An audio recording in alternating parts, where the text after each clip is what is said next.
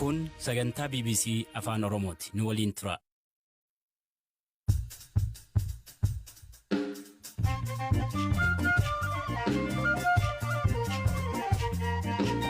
Malee yooyaa dhaggeeffattoota raadiyoo BBC Afaan Oromoo sagantaan keenya Nairobi keenya irraa dhufu am jalqaba. Qophii irra keessatti marsabeet keessatti nagaan dhabame namoota heddumaan irra gubanii uummatni rakkachaa jiru. Ni ofirra qaba callaa qabda wanni ati qabdu egaa lubbuun sakeessaan baanee malee waan dubbiin qabdu waan nyaattiin qabdu qabee waan nyaachuma gubanii hayya saamanii lubbu malee waan dubbiin qabdu. Dhimpaatilee siyaasaa Oromoo qabsoo hidhannoof kaan irratti hayyoon siyaasaa maan jedhu. Biyya kana keessatti rakkoo guddaan aangoon biyyaa mataan isaa gaafatama keessi qaamonni siyaasaa hundi wal ga'anii alaabaa akkama godhan akkamiin ufa ta'u alaabaan heera akkamii tolfan afaan akkama ta'u.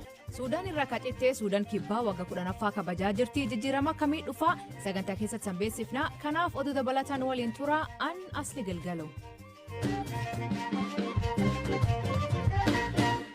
Dhaggeeffattootni oduutiin jalqabanii mani maree nageen UN korkalee taa'in biyyooti sadeen marii waggoota 10 dur jalqaban booda argamsiis jechuun akka itti fufan gaafate. Miseensonni mammarichaa wal dhibdee biyyoota sadan jidduu jiru gaadis gamtaa Afrikaa jalaatti furamuu akka qaban deeggaran. Itoophiyaan garuu dhimmichi garman maree nageenyaa fiduun sirrii mitii jechuun mormiti. Hamza Hussein gabaas qabu. Miseensonni mana maree nageenyaa dhaabbata biyyoota gamtoomanii hidha laga Abbayyaa irratti wal dhabdeen Itoophiyaa, Sudaanii fi Masrii karaa gamtaa Afrikaan akka furamu deeggaran. Dhibdee jiru furuuf gamtaan Afrikaa bakka gaariidha jedhanii akka amanan ka himan UN'tti ambaasaddarri Ameerikaa Liindaa Toomaas Giriinfiild gama kanaan Ameerikaan deeggarsa siyaasaaf teeknikaa gochuu itti fufti jechuun walgahii UN irratti dubbatan. Gamtaan Awurooppaas mariin gamtaa Afrikaan durfamu ariifachuu qaba jedheera. Maricha deeggaruuf qophii ta'uu ka hime gamtichi taajjabdoonni isaa UN fi US waliin akka irratti hojjetaa jiranis ibseera. UN'tti bakka bu'aan Raashiyaa Vaasilii Nebenzaa ammoo qaamoleen sadan yeroo Niiwuork jiran kanatti wal arguun dhimmicha furuuf yaaluu qabu jedhan. Raashiyaan dhibdee kana furuu ka danda'u dippiloomaasiif marii qofa jettee amanti. Suduudaan mariidhaan waliigaltee irra gahuun haalicha biyyoota sadeen gidduutti tasgabbeessaa adeema jennee amanna ka jedhan Nebenzaan biyyoonni yaa Abbayyaa irra jiran hundi jaarsummaa gamtaa Afrikaa jalatti irratti hirmaachuu qabus jedhaniiru. Lakkoofsa qaamolee jaarsummaaf gidduu galanii dabaluun bu'aa qaba jennee hin amannu ka jette Raashiyaan yoo biyyoonni sadeen irratti waliigalan saatalaayitii haala guutiinsa hidhichaa hordoftu nan gumaacha jetteetti. Ministeerri bishaan jallisii fi anniisaa Itoophiyaa Injiinar Silashii Baqqalaa gama isaaniin ka jala muramee beekamuu qabuu fi garaagarummaa biyyoota sadeenii tahee olaantummaa bara kolonii gamtokkeen ture sana tursiisuuf yaaluudha jedhan. Dr. Injiinar Silashii Baqqalaa Itoophiyaan biyyoota ollaa waliin waltumsuun akka hojjechuu barbaadu himuun dhiibbaa siyaasaa kamiyyuu akka hin simanne immoo ibsan. Ethiopia generates 77 billion cubic meter. Biyyi bishaan cubic meetirii biliyoona 77 maddisiiftu waan xiqqoo yaa'a waggaa irraa humna elektirikiif itti fayyadamuun waanuma sirriidha. Sudaaniif Masriin xumura hidhichaa irraa faayidaa barbaadan irratti nu amansiisuuf hin barbaachisu jedhan. Injiinar Silashii Baqqalaa dabaluun wal dhabdee bishaanii kana irratti mari'achuuf manni maree nageenyaa kun bakka sirrii miti jedhan. Yeroo hidhichi guutamuttis biyyoota ollaa irra miidhaan gahu hin jiru jedhaniiru.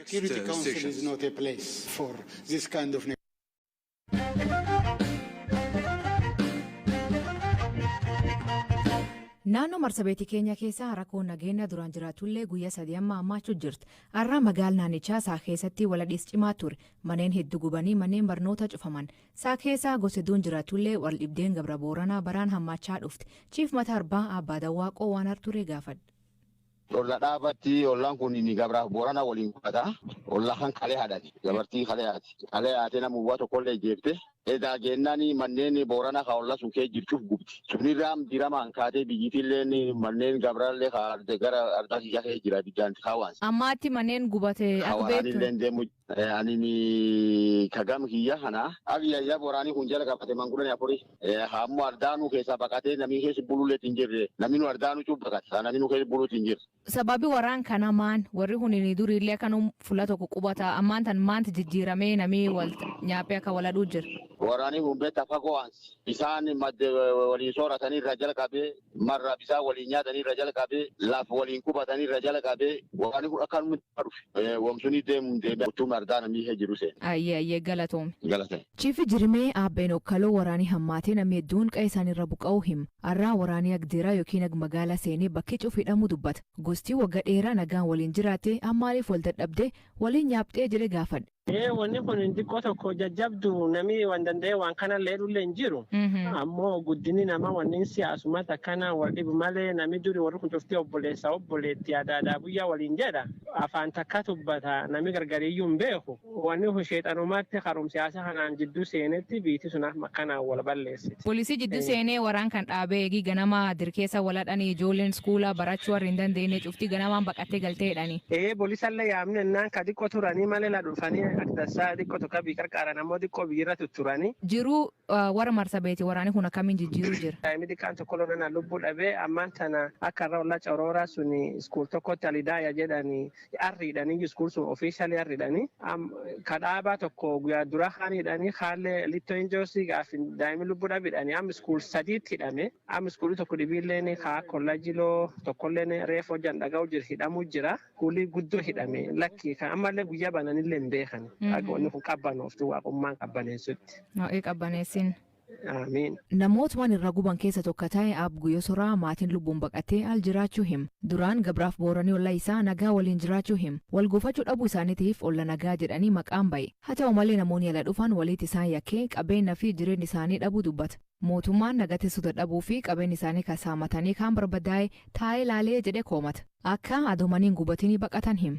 Duuba nulleen namummaa gumbeetta namni amaan jiru namni dasaallee jira. Duuba namummaan tokko nu himee akkanuu dura baqannee keessa nu dhabeettiin maatii abbaafannee maatiin jira galchee eegee amma nu duudee guyyaa tokko nu haadhee nam tokko nurra ijjeesee qabeenya keencuuf saamee waan hafu gubee homaayyuu hin qabnu nu amma lubbuu ta'e namaleyyuu waan tokko hin qabnu horii qara fudhatanii wayaa cuuf bira yaane shaati tokkoof waan ofirra qabu callaa qabate wanni ati qabdu egaa lubbuun si keessa hin baane malee waan dhugdu hin qabdu waan nyaatti hin qabdu qabee waan ati nyaachuma gubanii hayya saamanii lubbuu malee waan dhibii hin qabdu. Waaqab lubbuu ta'e malee maatiin ta'e fuluma namnu na'u waan dhibii qabaannee itti kenninu laftii waraanii deemu hin jirtu intalli tokko harma kan nam tokko bir keeyannee tokkollee nam tokko bir keeyannee tokkollee nam tokko bir keeyannee akka man biyyaallee qabee eebbetta biyyaallee hin goddaane akka ofillee hin goddaam ta'an. Ayyee galatoomi waaqii nageessan guutinna.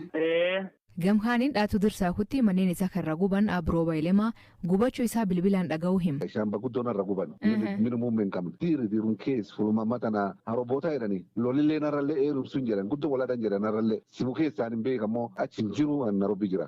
Namni achi jiru warri kawujiiti boolisilleen achi dhufee warsuun guuree naannoo cabsan jedhanii mina kee jirmi karibuu afaanii fula tokko 8 9 10 reen kee jirti lukkuun kee jirti reeya gammayyuun garree lukkuu waliin. Bulchaan Ardasaakuu Abdii Dorosoo Paarlaamaa dabalatee hoogganoota mootummaa garaagaraatti rakkoo hin dabarsinullee furmaata maatuu argachuutti hin jirru jedha. Garuu labseeraan bulti keessatti akkamiin uummatii guyyaa guddaan magaala keessatti qawwee waladhaa jedhee gaafadhe. Wanni nuukalee Matiyaangiillee gaafanne suni akka isi sirkaalii haja marsabeetii faqa baay'inee wal gaafanne sababu laf guddoo akkasii marsabee keessi dirii jiru beekta tokkuma marsabeetuma. Poolisii guddaan Ardasuun jira. Wanni mootummaa taayuu naashinotiif ta devolutionii wanni isin qabdu guddinni fulasuun jira. Yoo fulaan sun security hin qabne fulatamii security qabu. Duuba akkasiifuu war sirkaalallee nu hin gaafan. Yaayyuu hojii dadhabdan yaayyuu hojii irratti raftanii yen. Warri ammoo guyyaa qaraa waan kan tabse sababu lama ijjeessani. Raasa keessatti warrumaa walii jeessu nam sadii jeessan warrumaa walii jeessu. Yoo amma dhufee nami petrol shilingii 200 miliyoona 3 4 5 nam dura gub kaayyuu nami kun maisha sachuuf waan kanaa jiyaadee midhaafate akkam nam dhukkubsiti. Duuba akkasiifuu nu war sirkaalallee kalee makoosa warraallee yaayyuu itti himne labsuun duuda nam silaan deem kaayyuu bitta nami sun qawween deema jedhani. Atu irra fudhadhain ka agostan hin jennu namu wayakkuu deemu. Hojjaatiin ufii jallatti waan jedhan abbaan uftumatu findabu jedhan warri marsabee kaawuntii uftumati maaliif bisaan dhibii nama gaarii kee ka'anii kootti laftan hadheedhaniin. Namni nama dhuu jiru laf dhibirra dhufuu jiru jechuu. Yoo nam gaarii hin guurani ka warri mootummaa dhaga'u kanu dhageennu yoo akkasii gaarumaan nam guuraniin namni kiiloomeetira 100 200 miilaniin deema keenyaarra duuba. Anyway, waan hedduu jira. Wanni ammaan tana naagaafi ta'e warra ollaa irra buqqa'an ka man irra guban kan takka tana ollaa isaanii deebisan moo faalimaan? Wanni sun cuftinuu wal dhageettiin taati. Gumiin laazima wal dhageettee maanitir nu jira gulbaa'uu qabdi. Duuba akkasiifuu wanni muhimu wanni hangafa kaayyuu anin jechuu fedhu. Gumiin marsabee kaawuntii fuula jirtu cuf waan nagaa fudhattee nagaa jabeessuu qabdi. Galatoom. Galatoomatiin.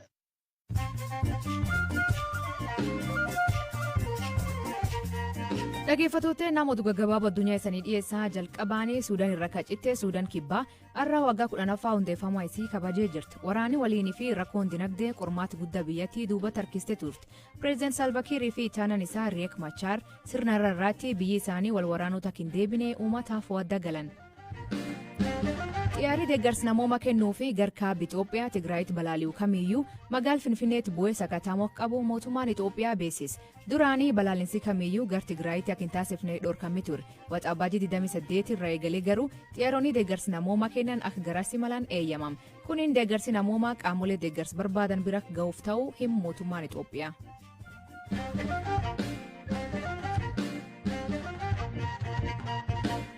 Bara dargaggummaa isaa hundeessaa akkasumas durtaa jalqabaa bilisummaa Oromoo ka ture hayyuun siyaasaa Diimaa Noggoo filannoo jaaffaa Itoophiyaa irratti dhuunfaa dorgome. Paartiilee mormituu keessumaa Oromiyaa keessa socho'an addoo filannoo irratti hirmaatanii mana maree keessa taa'anii iyyachuu fi akka paartiilee mul'achuuf isaan gargaaraa yaada jedhu qaba. Rakkoon deemokiraasiin Itoophiyaa paartiilee siyaasaa cimoo ta'an dhiibuu jedha. Paartiilee siyaasaa Oromoo qabsoo hidhannoo fi kaan irratti BBC waliin turtii taasisan ammayyuu itaanatti dubbise. Filmaanni fudhatamummaa mootummaati kan mirkaneessuu danda'u. Garuu biyya kana keessatti rakkoo guddaan aangoon biyyaa mataan isaa gaafatama keessa jira. Qaamonni siyaasaa hundi wal ga'anii alaabaa akkama godhan akkamiin ufa ta'u alaabaan heera akkamii tolfannu afaan akkama ta'u caasaan federaalizimii akkama ta'u kana irratti waliigaluu qabu. Waliigaltee hundee irra ga'uu qabu. Sana booda heerri barreeffamuu danda'a yookiin ka jiru wayyeeffamuu danda'a. Malee filmaanni homaan furuu mootummaanis kophaasaa kana murteessuu hin danda'u. Gama paartiilee siyaasaa wama waldura dhaabbannaa jira paartii biyya bulchuu wajjin akkamiin furamuu qaba kun? Paartiileen siyaasaa Oromoo amma jiru jechuun hin danda'amu. Tu jiraatanii of mul'isu jechuudha. Baay'een isaanii maqaadhuma durittiin ijaaraman qabataniitu akka alaabaa qabatanii isa ittiin deemu malee keessattuu warri paartiilee kana hoogganna jedhanii of jalaa caasaa bal'aa caasaa uummata keessa diriiree miseensa bal'aa qabu hin qaban. Rakkoon biyya keenyaa walii galaa'u dadhabina paartiilee siyaasaati. Waa'ee paartiilee naa kaaftanii garuu mootummaa himatu isaan akka nuti ijaaramne akka nuti cimnee mootummaatu nu cabsaa. Mootummaan kottuu na mormi jedhee hin ijaaruum nama. Qabsoon yoomiyyuu wareegama qaba. Wareegama sodaatanii immoo qabsoon godha jechuu hin danda'amu. Hidhamuunis akka jiru. Duunis akka jiru beekaniiti ka qabsaa'an uummataaf. Kanaaf amma filannoo irratti hirmaachuu dhabuun isaanii dadhabina isaaniiti yaada jedhu qabdu sun. OLF rakkoo of danda'e qaban karaa tokkoon hojii siyaasaa keessatti gara kaaniin qawweedhaan kana keessaa tokko filachuu danda'uu qaba. OFCnis immoo qophii gahaa qaban natti fakkaatu hirmaachuudhaaf. Kanaaf qophii sana waan hin xumurataniif sababa godhate ta'a malee waan isa hirmaachisuu hin dandeenyeef hin qabu. Filmaata wayyaanee keessattuu hirmaachaa baheen baroota dheeraadhaaf namoonnis hidhaa ta'anii Baqqalaa Garbaa faayidaa ta'aniitu filmaata 2015 keessatti hirmaatan dhaabaan dogoggora godhaniiru isaanis tarii gama mootummaatiinis immoo dhiibbaan garaagaraa irratti godhamuun keessattuu waan haala nageenya biyya keessa ture wal qabatee walumaa gala immoo mormii humna wayyaanee wajjin jiru wajjin wal qabatee namoonni kana keessatti lallaaqatanis jiraachuu danda'u. Siyaasa Oromoo keessa walii mannaa kana walitti duuluu kanatu baay'ata. Namni waliin dhaggeeffatu. Namootumti siyaasaallee miidiyaatti dubbachuufaaf yeroo rokkatan mul'ata. Maal taajjabdan waggoota dheeraa kana keessatti maalirraa maddee? Ani yeroo dheeraadhaaf numaa miidiyaa irratti dhiyaachuu yeroo itti jibbe qaba. Itti nama abaaruuf, arrabsuu fi kanatu jira. Kun immoo siyaasaan Oromoo baay'ee boodattafaa ta'uusaa. Siyaasaadhaan yaada garaagarummaa qabaachuu hin danda'a. Namni yaada baranaa yaadaan wal falmee waliin jiraachuu danda'u uumuun barbaachisaadha na fakkaata. Tolee guddaa galatuma Dooktar. Galatoome. Dhaggeeffattootteen sagantaan irraa ganumaa torbaan guutuu nu eeggatanii dhaggeeffachuu keessaniif ulfaadha isanii jedha. Mammaansi galgal kanaa waraabessi guyyaa yuusuu halkan namin nyaata. Hiikan isa isan biraatti maanii koomenti keessatti nu beeksisa. Sagantaa kakaa qophees Hamza Hussein gam teknikaatiin Deevis Masaaru kan isaniif dhiyeessan Aslii Galgalooti nagaa waaqa kee bulaa oraa bulaa deebanaa hangafamaan dhan bulaa.